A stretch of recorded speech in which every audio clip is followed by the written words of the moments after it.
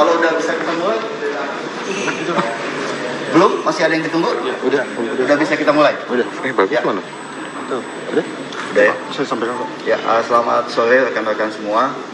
Salam sejahtera untuk kita semua. Pada sore ini kami sampaikan bahwa Bapepti Kementerian Perdagangan bekerjasama dengan Barreskrim Mabes Polri dan Polda Bali telah melakukan penghentian sebuah kegiatan seminar atau yang mereka sebut gathering di bidang perdagangan berjangka.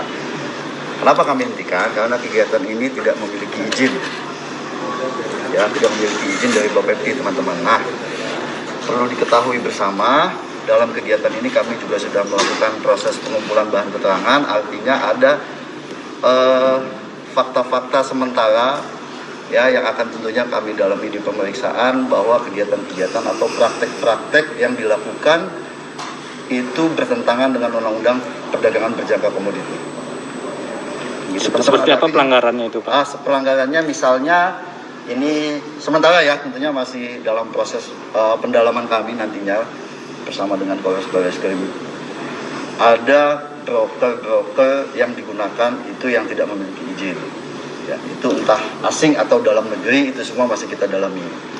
Nah, seperti itu Bapak Ibu sekalian. Nah, ini kan perlu ya kita melakukan semacam edukasi gitu kepada masyarakat kita, apalagi sekarang di zaman sekarang ini faktanya banyak terjadi lah ya, kita semua sama-sama menyaksikan entah itu melalui binary option, entah itu melalui praktek-praktek lain yang tentunya sangat merugikan bagi masyarakat yang masih awam kegiatan-kegiatan seperti ini. Nah, sekaligus kami menghimbau melalui kesempatan ini supaya ketika masyarakat ditawarkan suatu paket investasi atau apapun di bidang perdagangan berjangka komoditi ya seperti forex atau misalnya emas digital ataupun kripto, itu bisa terlebih dahulu melakukan pengecekan di www.bapepti.go.id. Jadi artinya teman-teman ini ada dua prinsip sih yang biasanya kami kenal itu 2L.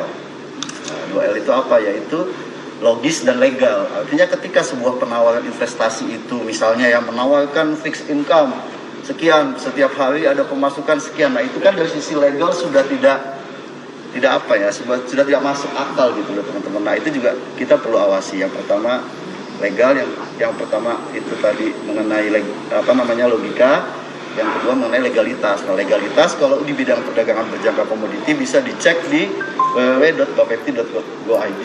Teman-teman bisa input nanti perusahaannya apa, apakah memiliki izin di kami gitu loh. Pak, ya. Acara gathering ini dibubarkan atau seperti apa? Kita bubarkan, Pak. Kita bubarkan. Karena itu perintah undang-undang, Pak. Perintah undang-undang di dalam pasal 49 ayat 1A, perintah undang-undang itu harus dihentikan. Pak, kemudian lebih lanjut Pak dari inilah ya, artinya mereka setelah kita jelaskan kooperatif lah kepada aparat. Ya biasalah itu ya, tapi pada prinsipnya mereka kooperatif dan bersedia membubarkan kegiatan ini. Kalau Bapak sendiri Pak melihat praktek seperti ini masih banyak di Indonesia Pak?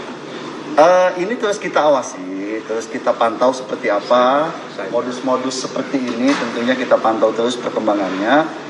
Ya buktinya teman-teman ini kita menyampaikan bahwa masih ada gitu loh, makanya kita hentikan. Tindak lanjutnya setelah ini apa? Tindak lanjutnya tadi saya sampaikan, kita tentunya melakukan pendalaman, melakukan pemeriksaan terhadap pihak-pihak penyelenggara, terhadap tadi kita sudah sampaikan ya bahwa kita sudah memiliki bukti permulaan ada beberapa perusahaan-perusahaan yang bertindak sebagai broker atau sebagai apa gitu. Nah, kita periksa, kita dalami kaitannya. Apabila tentunya ditemukan bukti permulaan yang cukup atau dua alat bukti, ya nantinya kita lihat. Kalau semua itu sudah mendukung, ya itu ancamannya pidana di Undang-Undang Perdagangan Berjangka Komoditi seperti itu. Pak, untuk informasi awal boleh tahu keluarga Gamara ini mereka pakai platform binary option, forex atau crypto?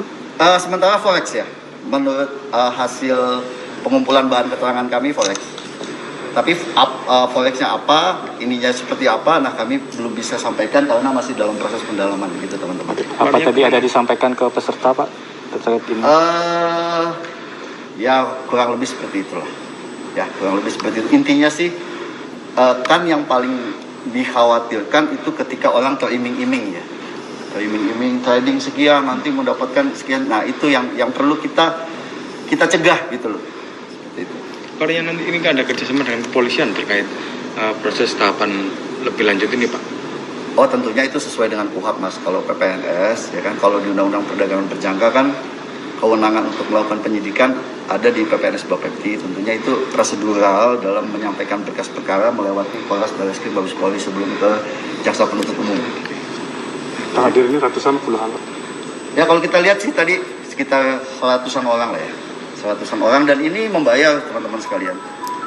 Membayar kurang lebih kalau saya nggak salah itu 1.000 ya Pak, 1.000 US dollar kalau nggak salah minimal.